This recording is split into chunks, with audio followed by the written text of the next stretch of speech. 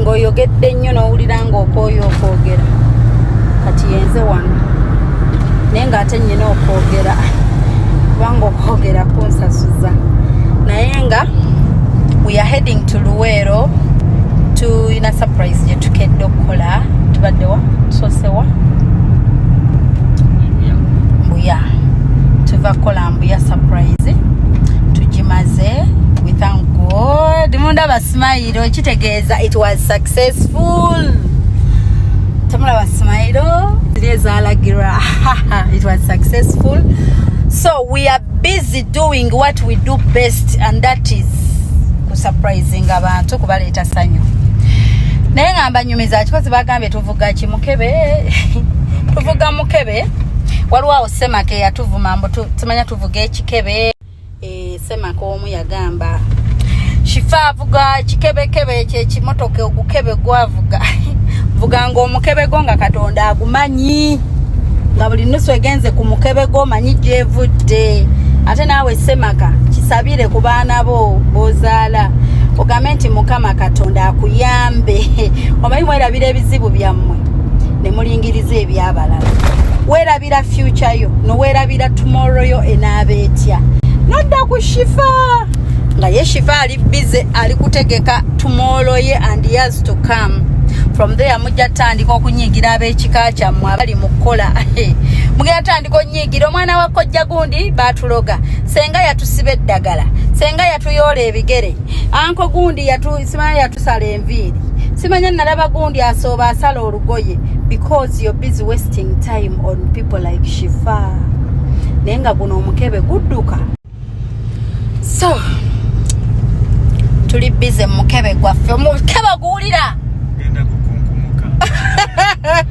bagamba mukebe gugera gukunkomoka nera ne gutuuka mu bantu ne gugenda Tololo ne gugenda Mbarara ne gugenda Mbale kati tugenda Luwelo surprise na tujitwala kukanjula mutusabire bivemo bulungi tebimaliza nga mutuvuma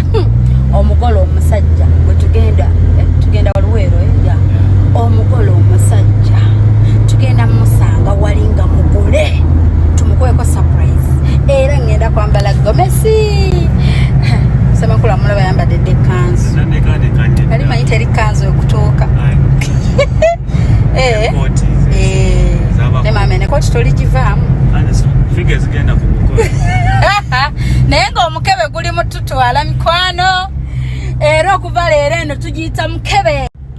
era nga bwe mba nkuyitako era gamba Shifah uli tumulengedde mukebe kijja kunsanyusa because njagala nnyo nguyita omukebe anti Ruben Katonda bwana atuwa atendala oyo sema kajana awulira nti go si mukebe ate tereka video sema kanyamba togijjayo njagala nnyo wera Katonda wange obujulizi nsaba otereke video eyo until that day tusobola ogikomya bambi nyamba taata semaka tata w'abaana kitaffe taata bambi tojjayo video yo esigaleyo ebeereyo tuwere Katonda waffe obujulizi bambi munyamba balabe video eyo mugisaving mugitereke for future what for future use naye I love this mukebe gufuuka obuli omenyano newebaka mbots nga gwagonza omuziki guno omukebe Sama kayagambye tuvuga emikebe sheza buli avuga alfadi avuga mukebe ya bambi waliwo omukyale UK yanyize nnyo nangamba Shifah guess what waliwo ataddeyo message mbu oli mukomera bakusibye omulala natekayo message mbu simanyawo wajibakwadde obutwa omulala natekayo kati omuntu agamba nti bampadde obutwa kitegeeza ye asangibwa yandyagadde okumpa obutwa maybe simanyi oba engeri gyokeera n'okiteekawo nti bamuwadde obutwa omulala naga asimanya bakitemeeteme omulala naga asimanya njakiira baketi y'amazzi agokya omulala nagamba avuga ogukebe ogumotoka guli awo tegulina makulu gwa layisi ngwagala ate ndi proud fe buli step gye tutuukako mu bulamu tugyenyumirizaamu ate tugyebaliza Katonda buli step so with this mukebe of ours anti semakula bujagiyita kibombadi okuva leero mukebe keep on saying mukebe Katonda atuwe endala mukebe tukirize nti mune tuvuga mukebe Katonda ajja tuwe endala lwakubanze saabira byendaba birungi ndaba bintu bina positive vibe so negativity I don't give a damn lwakubanze kyansanyudde busanyuzi because you can't save bwakyako nga surprise tuzikolera ku boda nga tukwata akaveera kaffe n'omulala nakwata akaveera boda 3 ne zisimba line kati ongane kwebaza Katonda olw'okubanga ndi mukebe guno gututuusa gye tulaga ululu walala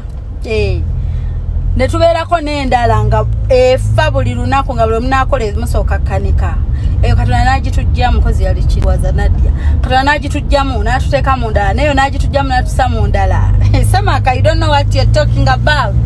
kyokka bagenda omumundaga ng'ate omusajja mukulu yandibadde ne reasons nyingi okuba ng'ategeera so nkoze video eno nga ngikolera abawala abali eyo abaana abatonganze abangoberera ng'olina akantu kokookola that's why siddamu mbunyiize ndabika ng'anyiize ndabika ng'alumwa no nziramu lwa nsonga always abantu bano baagala nnyo omuntu okwekyawa ave ku kyakola because when they are failing in life they think you're the reason as to why they are failing kumbe bambi nawe opatikana okola nnyo naye kati bo olw'okuba balina smartphone ne batula mu ssimu zaabwe ne batandika okuvuma abantu ku mutima ne bawulira bulungi kati baagala naawe ofeiringe mufaanagane obeera awo nga tolina kiddako topulaning apart from kulumba bantu okitegeera toggwanga mu maanyi oli bwakugambanga nti oli mubi kiwero kaminge oli akuvuma obunaku buwero kaminge obukkirize naye ate osigale ng'oli musanyu